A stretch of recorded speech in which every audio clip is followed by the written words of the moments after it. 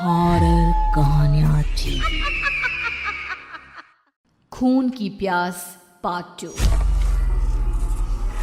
और उसके बाद वो जंगल एक बार फिर से सुमन की चीखों से गूंज उठा। लेकिन आज की रात सुमन की चीखों को सुनने वाला वहां पर कोई भी नहीं था। अगर वहां पर कोई मौजूद था तो बस हरिया, जो कि अब एक भेड़िए में बदल चुका था। सुमन के बालों को पकड़कर घसीटते हुए वो जंगल के बीचों बीच एक जगह पर ले जा रहा था। अगली सुबह गांव में। अरे भाई, पता नहीं क्या बात है, अपने गांव का हरिया किसान और उसकी पत्नी सुमन दोनों गायब हैं। दोनों का कोई अता पता नहीं। अरे कैसी बातें कर रहे हो भाई, ये कब हुआ है? अरे पूरे गांव में खबर फैली पड़ी है। कल रात को दोनों खेत की तरफ जा रहे थे, लेकिन लौटकर आए ही नहीं। तो हो सकता है अपने खेत पर होंगे। पूरा गांव ढूंढ कर आया है भाई। जानते हो क्या मिला वहां पर? क्या हुआ भाई? क्या मिला? बताओ हमें, क्या मिला? अरे हरिया की पत्नी सुमन के कपड़े पड़े हुए थे। शरीर का एक एक कपड़ा फटा हुआ झोपड़ी के बाहर पड़ा था, लेकिन दोनों पति पत्नी का कोई पता ठिकाना नहीं था। अरे भाई, लेकिन उसका जो दोस्त है ना रामू किसान, उससे पता करके आते हैं ना। अब तक तो दोनों साथ ही खेत पर जाया करते थे। हाँ, हमें उसके घर जाना चाहिए भाई। चलो वहाँ चलते हैं, चलो। वो सारे लोग रामू के घर पर पहुंचते हैं। रामू अपने घर के बाहर बैठकर हुक्का पी रहा था। आज सारे के सारे लोग टोली बनाकर मेरे घर क्यों आ रहे हैं? क्या कोई मर गया क्या भाई? अरे कैसी बातें कर रहे हो? तुम्हारा सबसे अच्छा दोस्त हरिया और उसकी पत्नी गायब है और तुम यहाँ बैठकर हुक्का पिए जा रहे हो, हैं? रामू ने अजीब सी नजरों से उन सब गांव वालों की तरफ देखा, जिसकी वजह से वो लोग एक बार के लिए डर गए। गायब है? अरे गायब नहीं है, मुक्ति मिल गई है। उन दोनों को मुक्ति मिली है। इस दुनिया में आकर हर इंसान पाप करता है और उसे उसके पापों के लिए मुक्ति मिलना बहुत जरूरी है। अरे ये कैसी बहकी बातें कर रहे हो भाई, हैं? और इसका चेहरा अजीब सा क्यों लग रहा है? लगता है दोस्त के मरने का गम बैठ गया है। पागल हो गया है शायद ये पागल।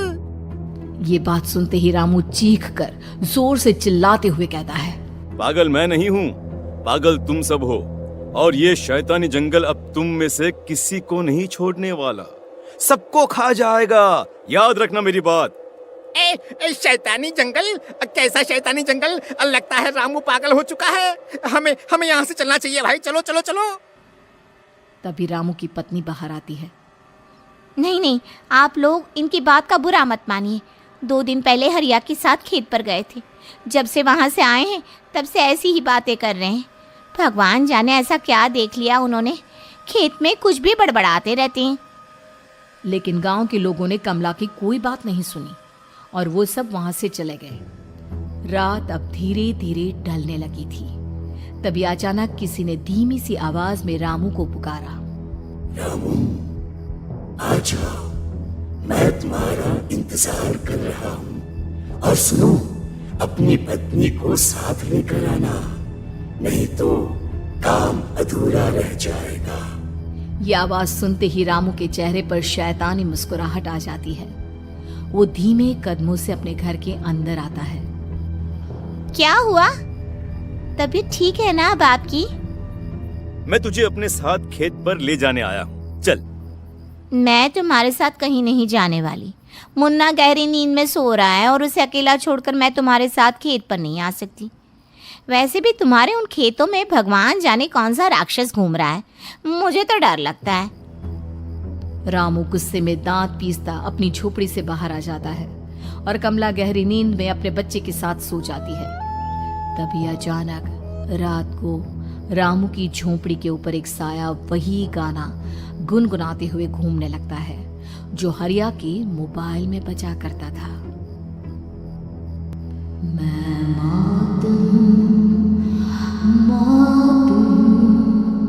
मौत जो बसरी है चारों ओर, जो आएगी कहीं से भी निगल जाएगी सबको। मैं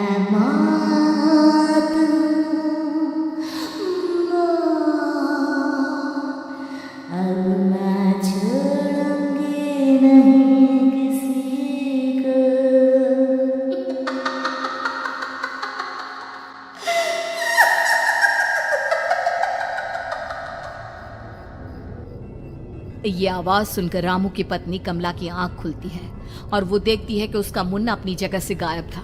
कमला चीखते हुए बाहर दौड़ कर आती है।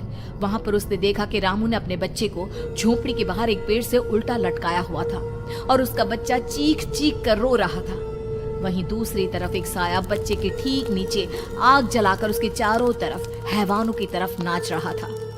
छोड़ दो मेरे बच्चे को। अरे क्या कर रहे हो तुम? शर्म नहीं आती तुम्हें अपने ही बच्चे को इस तरह मौत के हवाले करते हुए? अपना बच्चा? किसने कहा ये मेरा बच्चा है? अरे ये तो उस रामू की औलाद है, इस गांव के किसान रामू की, और मेरी दुश्मनी इस गांव के हर इंसान के साथ है। क्या कैसी बात कर रहे हो तुम? और ये औरत कौन है? ये मेरे बच्चे को खा जाएगी। तभी अचानक से उस साया ने एक बेहद खतरनाक दिखने वाली औरत का रूप ले लिया और उसकी आंखों से आग निकल रही थी।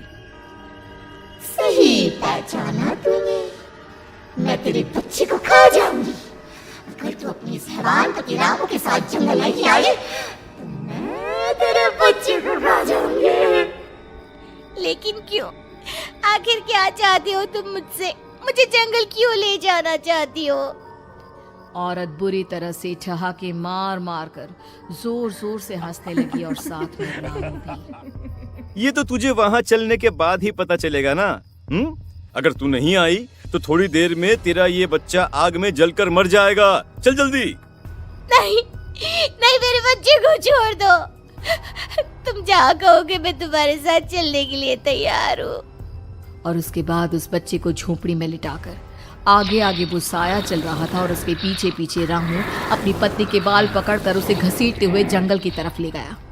जंगल में जाने के बाद, कितनी खूबसूरत हो तुम। आज की रात बस तुम और मैं एक दूसरे के साथ रहेंगे। मुझे तुमसे बहुत डर लग रहा है। तुम्हें क्या हो गया है? तुम तो बिल्कुल ठीक थे। वो होगा जो हमारे बीच होना चाहिए। तो आओ अपने आप को मेरे हवाले कर दो। कमला ने डर की वजह से अपनी दोनों आंखें कसकर बंद कर ली थी।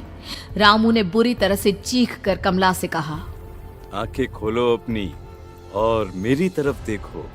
कमला ने जैसे ही अपनी आंखें खोली उसने देखा कि रामू एक खतरनाक खूनी हैवान में बदल चुका था। कौन हो तुम? जाने दो मुझे। क्या चाहते हो मुझसे? वही जो एक आदमी एक औरत से चाहता है। मैं तुम्हारा पति रामू नहीं बल्कि इस जंगल का एक भेड़िया हूँ, और आज की रात तुम्हारे खून से अपनी प्यास बुझा जाऊं। और उसके बाद वो जंगल कमला की दर्दनाक चीखों से गूंज उठा। अगली सुबह कमला के कपड़े भी जंगल में उसी तरह पाए गए जैसे कि सुमन के पाए गए थे। इस घटना के बाद पूरे गांव में दहशत का माहौल था। अपने माँ बाप की मौत और गांव में हो रहे इस तरह की घटनाओं की खबर सुनकर किशन शहर से गांव लौट आया था। अपने माँ बाप की बेदर्द मौत की वजह से वो बहुत परेशान था। तभी अचानक उसे अपने घर में खाट के नीचे पड़ा हुआ वो मोबाइल फोन मिला जो उसने अपने पापा हरिया को गिफ्ट किया था। अरे कितने प्यार से पापा के लिए मोबाइल फोन लेकर आया था। इसे एक दिन भी काम में नहीं ले पाए। और आखिर कौन है जो गांव में इस तरह की हत्याएं कर रहा है? क्या है इन सब के पीछे? क्या है? मुझे पता करना ही होगा, वरना एक दिन पूरा का पूरा गांव खाली हो जाएगा। इस गांव में एक भी जिंदा इंसान नहीं बचेगा। गांव के लोगों की मदद करने के इरादे से किशन अपने गांव से दूर एक दूसरे गांव में बहुत बड़े तांत्रिक के पास मिलने के लिए गया। तांत्रिक बाबा, अब आप ही कुछ उपाय बता सकते हैं। भगवान जाने हमारे गांव को किसकी नजर लग गई है। नजर नहीं लगी है, किसी ने तुम्हारे गांव को बद्दुआ दी है। किसी सताई हुई आत्मा का प्रकोप है और अब वो पूरे गांव में किसी को नहीं छोड़ेगी जब तक उसकी आत्मा को शांति नहीं मिल जाती। अरे लेकिन ऐसा कौन है बाबा? किसकी आत्मा है और कैसे मिलेगी उसे शांति? मौत है मौत, कहीं से भी आएगी और सबको निगल जाएगी। इससे बचने का सिर्फ एक ही उपाय है, लेकिन उस उपाय को करना आसान नहीं होगा। जो भी उस उपाय को करने की कोशिश करेगा उसकी जान जा सकती है। भले ही मेरी जान चली जाए, लेकिन मैं अपने गांव के लोगों की जान बचाने की पूरी कोशिश करूंगा बाबा।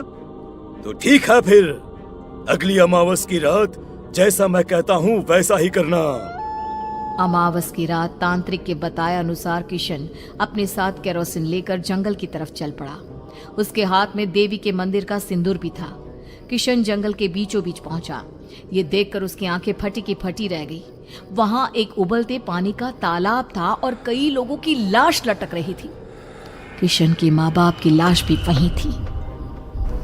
माँ, बापू, क्या हो गया? ये क्या हो गया? तभी वहां पर एक औरत और आदमी आते हैं। उन्हें देखकर किशन चौंक जाता है। गोपाल काका, आपकी तो 5 साल पहले मौत हो गई थी। और निर्मला काकी, आप? मौत तो हो गई थी, लेकिन तुम ये नहीं जानते कि हमारी मौत कैसे हुई थी। क्या कहना चाहते हैं आप? कुछ नहीं, बस ये जान लो कि अब इस गांव में कोई जिंदा नहीं बचेगा। लेकिन क्यों काकी? क्योंकि 5 साल पहले इन गांव वालों ने मुझे डायन बताकर पत्थर मार मार के मार डाला। मेरी कोई गलती नहीं थी। गांव का एक बच्चा क्या लापता हुआ, सारा इल्जाम मेरी पत्नी पे डाल दिया। और जब मैंने निर्मला की जान बचाने की कोशिश की तो मुझे भी मार डाला। आपके साथ ये बहुत गलत हुआ काकी, लेकिन आप जो कर रहे हैं वो भी सही नहीं है ना? तुम यहाँ से चले जाओ वरना तुम भी नहीं बचोगे।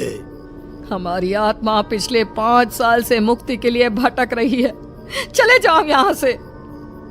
मौका देखकर किशन सिंदूर उन दोनों के ऊपर डाल देता है। उनका शरीर जलने लगता है और वो भयानक तरीके से चिल्लाने लगते हैं। अगले ही पल किशन उनके ऊपर केरोसिन डाल देता है और वो दोनों जल जाते हैं। किशन अपने माँ बाप और दूसरी लाशों का अंतिम संस्कार करवाता है और अपने घर लौट आता है। लेकिन वो अभी भी इस बात से अनजान है कि मोबाइल अभी भी बज रहा था। मैं मौत हूँ।